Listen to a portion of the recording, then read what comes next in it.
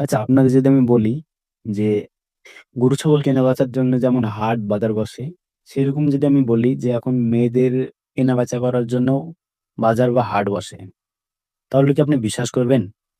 তো চলুন আজ আমরা নিয়ে যাব ইউরোপের এমন একটি বাজারে যেখানে পণ্যের মতো করে মেয়েদের বিক্রি করা হয়। এটা কোনো সিনেমা নয়, এটা কোনো বানানো গল্প নয়। আজ আমরা যাচ্ছি বুলগেরিয়া। বুলগেরিয়া এক অজানা জগতে যেখানে প্রতি বছর একটি নির্দিষ্ট দিনে শত শত তরুণী মেয়েকে সাজিয়ে একটি বাজারে নিয়ে আসা হয়। এই জায়গাটার নাম রোমা ব্রাইড মার্কেট।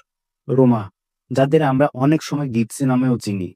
এই জনগোষ্ঠী পৃথিবীর সবচেয়ে ভুল বোঝা এবং নিপীড়িত সম্প্রদায়গুলোর মধ্যে একটি। বিশ্বজুড়ে প্রায় ৮০ লক্ষের বেশি রোমা মানুষ রয়েছে। তাদের ইতিহাস খুবই পুরনো। অনেক ঐতিহাসিকের মতে রোমা জনগোষ্ঠীর উৎপত্তি ভারতের রাজস্থান অঞ্চল থেকে। হাজার হাজার বছর আগে তারা ধীরে ধীরে ইউরোপের বিভিন্ন দেশে ছড়িয়ে পড়ে। Romania, Bulgaria, Hungary, Spain, France, এমনকি মধ্যপ্রাচ্য। তারা মূলত যাযাবর। এক জায়গায় স্থায়ীভাবে বসবাস করা তাদের সংস্কৃতির অংশ নয়। রোমা সম্প্রদায় সাধারণ সমাজের সঙ্গে খুব একটা মিশে না।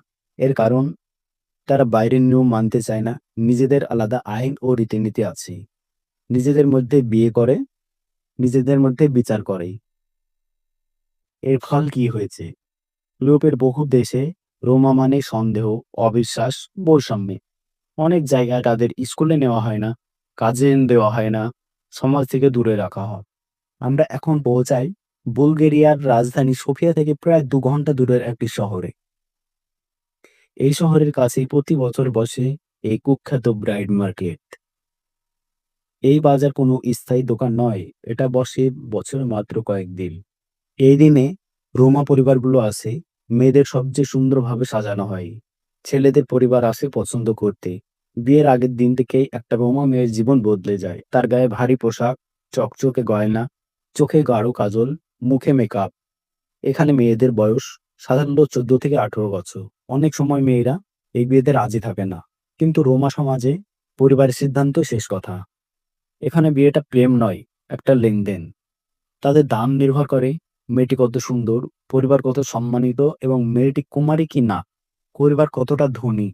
তাদের সাধারণত দাম ১০,০০০ থেকে ২০,০০০ ইউরো, ভারতীয় টাকায় প্রায় ৯ থেকে ১৮ লক্ষ। এই টাকা যায় মেয়ের বাবার হাতে, মেয়ের হাতে নয়। অনেক সময় মেয়েদের হাতে একটি বোর্ড দেওয়া হয়, ফার্স্ট সেল। এটা প্রতীকী, কিন্তু অর্থটা ভয়ঙ্করভাবে বাস্তব। এই মুহূর্তে একজন মানুষ নয়, সে এক পণ্য। ছেলেরা দূর থেকে দেখে দাম-দর ঠিক করে। বিয়ের পর মেয়েরা স্কুলে যেতে পারে না, বাইরে কাজ করতে পারে না, স্বামীর পরিবারের অধীনে থাকে। ডিভোর্স প্রায় অসম্ভব। যদি কোনো মেয়ে পালাতে চায়, তাকে সমাজযুক্ত করা হয়। কেউ আর তার পাশে দাঁড়ায় না। কিন্তু সমস্যা হলো রোমা সমাজ খুবই বন্ধ। কারণ সংঘর্ষ, দাঙ্গা, সহিংসতার ভয়। ফলে এই প্রথা আজও টিকে আছে। আজকের এই ভিডিও কারো সংস্কৃতিকে অপমান করার জন্য নয়, কিন্তু প্রশ্নটা গুরুত্বপূর্ণ। সংস্কৃতির নামে কি একজন মানুষের স্বাধীনতা কেড়ে নেওয়া যায়? একজন মেয়ের জীবন শুধু কি একটা দামের ট্যাগ? এই প্রশ্নগুলোর উত্তর আজও অজানা। এবার কথা হচ্ছে, বিয়ের পরের জীবন কেমন হয়? তারা কি আসলেও সুখী? নাকি শুরু হয় আরেকটা বন্দি জীবন? আজ আমরা ঢুকবো একটি দরজার ভেতরে, যেখানে কোনো ক্যামেরা ঢোকে না, কিন্তু কষ্ট প্রতিদিন ঢোকে। বিয়ের পরদিনই এই মেয়েদের শেখানো হয়, এখন থেকে তুমি আর নিজের মানুষ নও। রান্না, পরিষ্কার, কাপড় ধোয়া সবার আগে শ্বশুর-শাশুড়ির কাজ। রোমা সমাজে বিশ্বাস করা হয় যে মেয়ের দাম দিয়ে বিয়ে করা হয়েছে, সে মেয়ে প্রশ্ন করতে পারেনি। এখানে হাসি নয়, নীরবতাই ভালো গুণ। এখানে অধিকাংশ মেয়েদেরই নিজের মোবাইল নেই, বন্ধুদের সাথে কথা বলা নিষেধ, একা বাইরে যাওয়া অপরাধ।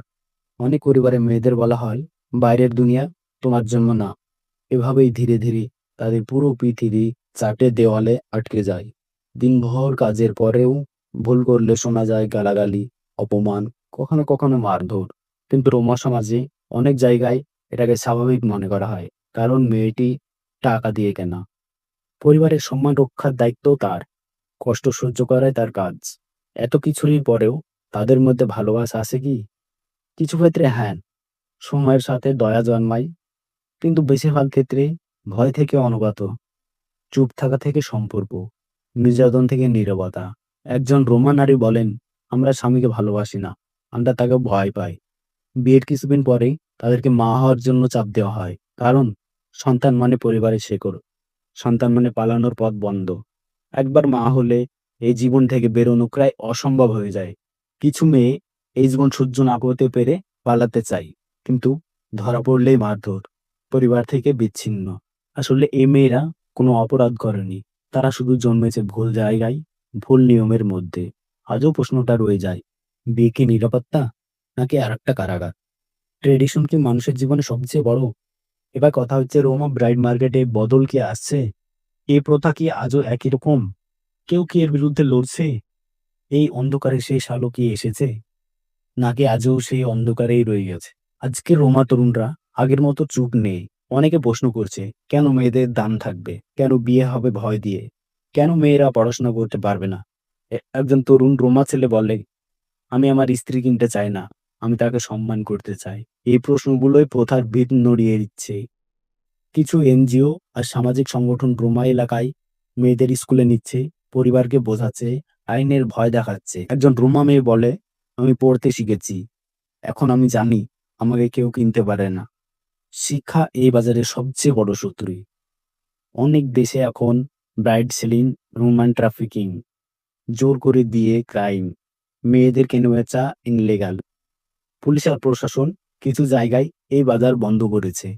কিন্তু সমস্যা একটাই, প্রথা লুকিয়ে চলছে।